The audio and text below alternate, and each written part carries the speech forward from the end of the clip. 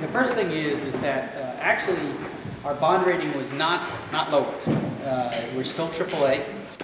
What it was is S&P did a press release saying that they are concerned about our ability to come together and to do something meaningful in the next 2 years. And the assessment of S&P is if we don't do something meaningful in the next 2 years, that there would be a significant risk of us having our bond rating changed. And that would have very adverse impacts on all of us, because that means the price of money. We would look at higher interest rates. And like we talked earlier about how the energy costs cascade through our economy. Higher interest rates would cascade through our economy too.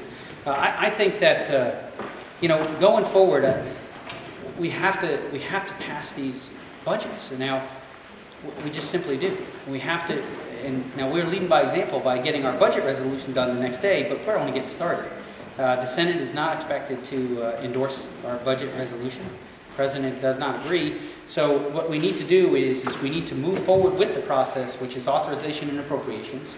And on the committees that I serve, the chair and the ranking member, the Republican and Democrat, are resolved to get our work done on time. To get the initial bills done before the summer, and then after the recess to conference with the Senate so that we can get our bills done. There should be 12 appropriations bills that come forward. See, last year not only did we not have a budget, we didn't have any appropriations bills, and that made this circumstance different from 1995. See, in 1995 we had 4 appropriations bills that had already been passed, so when you talk about a CR, continuing resolution, it impacts that part of the government that doesn't have yet an appropriations bill. That's what made it especially challenging. So, I'm on armed services as well, and there is every intention to get that bill done. I think Kevin was here earlier. I don't know if he's still here, but I mean, there is an intention to get the defense appropriations bills done. In fact, I think they're talking about bringing it out first at some point.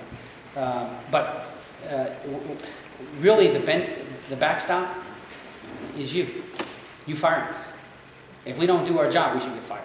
So, well, we've got to continue. We're just getting started. We got a lot to do. We got a lot to do. So, but I think that's what we have to do going forward. Is look, it's hard.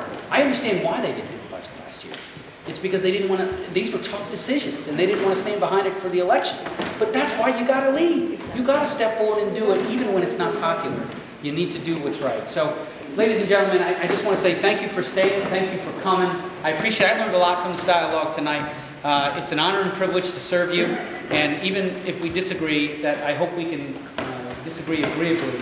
And I respect your point of view. And I want to thank our State Senator and Assemblyman for being here tonight. Thank you very much, ladies and gentlemen.